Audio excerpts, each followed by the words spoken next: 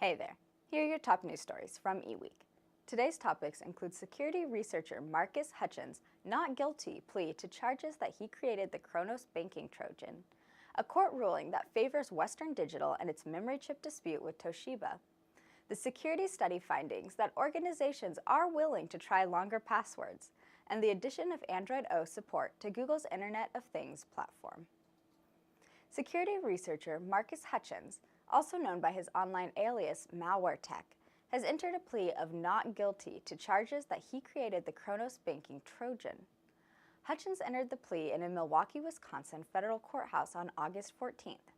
He was first arrested on August 2nd as he attempted to return to his home in the UK after spending a week in Las Vegas attending the Black Hat and DEF CON security conferences.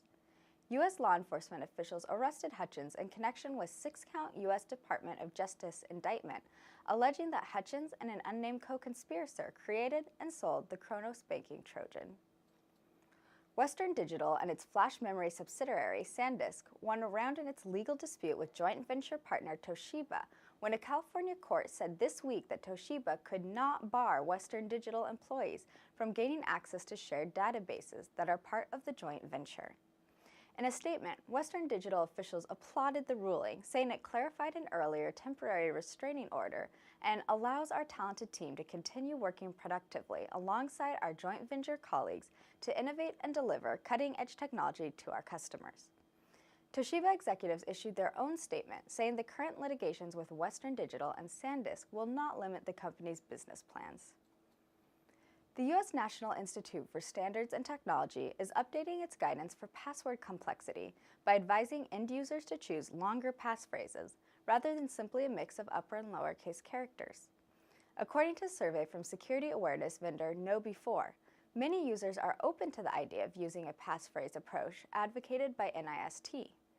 NIST Special Publication 863B, titled Digital Identity Guidelines, states that password length has been found to be a primary factor in characterizing password strength. Passwords that are too short yield to brute force attacks as well as to dictionary attacks using words and commonly chosen passwords, NIST states. The survey found that 44% of respondents indicated that a password of 25 characters would be a viable option for their organizations. Users should be encouraged to make their passwords as lengthy as they want within reason. Since the size of a hashed password is independent of its length, there's no reason not to permit the use of lengthy passwords or passphrases if the user wishes.